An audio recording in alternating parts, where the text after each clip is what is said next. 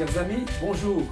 Il nous semblait important de préciser ce qu'exprime la bonne nouvelle du royaume de Dieu, que l'on appelle également l'Évangile, et si ce terme est réservé à l'Église.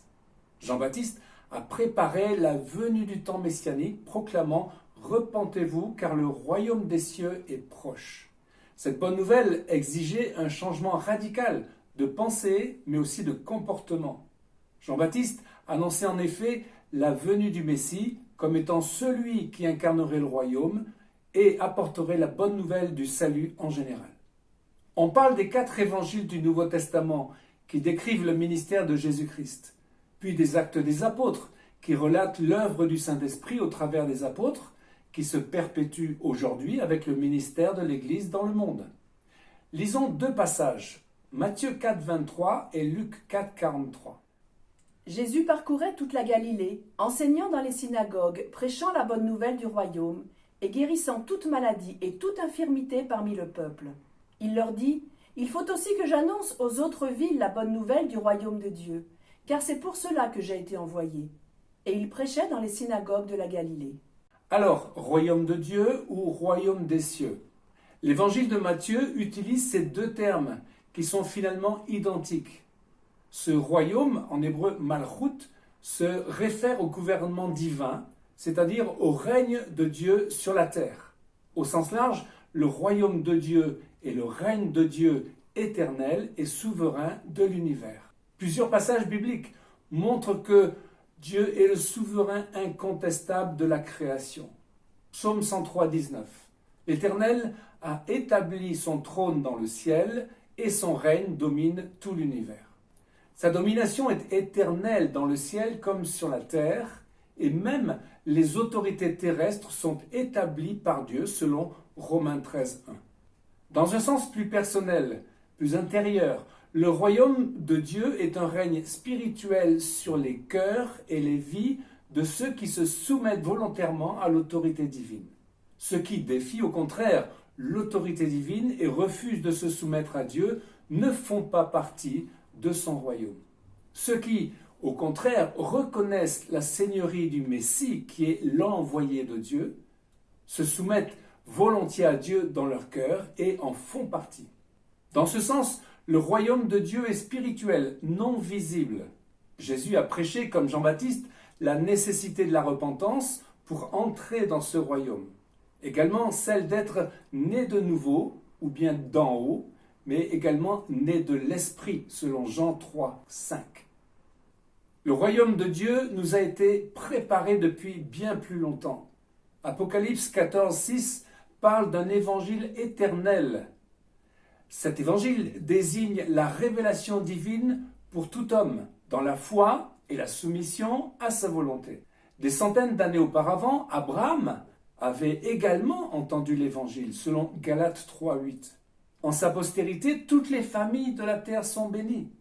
Et ces textes confirment que l'évangile était déjà proclamé avant le ministère de Jésus sur la terre. En Matthieu 25, 34, il est dit « Venez, vous qui êtes bénis de mon Père, prenez possession du royaume qui vous a été préparé dès la fondation du monde. » Les prophètes ont annoncé le royaume à Israël et la personne qui l'incarnerait. Lisons Ésaïe 52, 7. Qu'ils sont beaux sur les montagnes les pieds de celui qui apporte de bonnes nouvelles, qui publie la paix, de celui qui apporte de bonnes nouvelles, qui publie le salut, de celui qui dit à Sion, ton Dieu règne. La bonne nouvelle vient de la racine hébraïque bassar. Levaser, c'est annoncer la bonne nouvelle, et mevaser, c'est le porteur de la bonne nouvelle.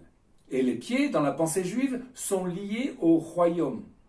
Ainsi, le Messie posera ses pieds sur le mont des Oliviers, selon Zacharie 14, il introduira le royaume messianique sur terre. En Isaïe 52, 6, c'est un passage extraordinaire. Le prophète parle de cette bonne nouvelle aux enfants d'Israël. Notons 4 aspects. Verset 6, ils découvriront le nom de leur Messie. Mon peuple va savoir qui je suis. Oui, il saura en ce jour-là que c'est moi qui ai dit « Je viens ». Verset 8. Ils vont voir de leurs propres yeux que Dieu revient à Sion. Ils voient le retour de l'Éternel à Sion, éclater d'allégresse, ruine de Jérusalem. Verset 9. Ils voient que le Rédempteur leur apporte la consolation et la délivrance promise. L'Éternel console son peuple, il rachète Jérusalem. Et enfin, verset 10, « Toutes les nations seront bénies en voyant ce que Dieu fait au peuple juif. L'Éternel découvre le bras de sa sainteté aux yeux de toutes les nations, et toutes les extrémités de la terre verront le salut de notre Dieu. » Les Écritures parlent également du royaume de Dieu comme règne du Messie sur terre et qui équivaut au millénium. Le livre de Daniel dit « Le Dieu du ciel fera surgir un royaume qui ne sera jamais détruit. » Beaucoup d'autres prophètes ont prédit la même chose. Et certains théologiens emploient l'expression « royaume de gloire » en référence à la manifestation visible à venir du royaume de Dieu, et l'expression « royaume de grâce » pour sa manifestation cachée présente. Les deux manifestations sont liées bien sûr. Le Messie a établi son règne spirituel sur terre, dans l'Église, et il établira un jour son règne physique à Jérusalem pour le monde entier. Alors, les prophètes utilisent ce terme « une année de grâce ». C'est seulement après avoir confronté Satan, le prince du monde, que Jésus est entré réellement dans son ministère. À Nazareth, il est à la synagogue, on l'invite à lire la Haftara, la partie prophétique de la paracha. Lisons Luc 4, 14. Jésus se leva pour faire la lecture et on lui remit le livre du prophète Ésaïe. L'ayant déroulé, il trouva l'endroit où il était écrit « L'Esprit du Seigneur est sur moi parce qu'il m'a oint pour annoncer une bonne nouvelle aux pauvres. Il m'a envoyé pour guérir ceux qui ont le cœur brisé, pour proclamer aux captifs la délivrance et aux aveugles le recouvrement de la vue, pour renvoyer libres les opprimés, pour publier une année de grâce du Seigneur. » Cette année de grâce, en hébreu Shnat Ratson, correspond au royaume de grâce. Jésus a justement démontré que le concept du royaume était inscrit dans les Écritures. Et nous savons que ce qui suit l'année de grâce dans le texte d'Ésaïe 61 est le Yom Nakam, c'est-à-dire le jour de vengeance, qui correspond finalement au rétablissement du royaume d'Israël, qui est l'espérance de tout juif et notamment des disciples. Acte 1, 6, « Seigneur, est-ce en ce temps que tu établiras le royaume d'Israël ?» Ce temps de restauration d'Israël précède le royaume de gloire, qui correspond alors au royaume millénaire, quand l'Esprit de Dieu sera répandu dans le monde entier, comme l'eau au fond des mers. Nous devons recevoir sa paix et sa justice.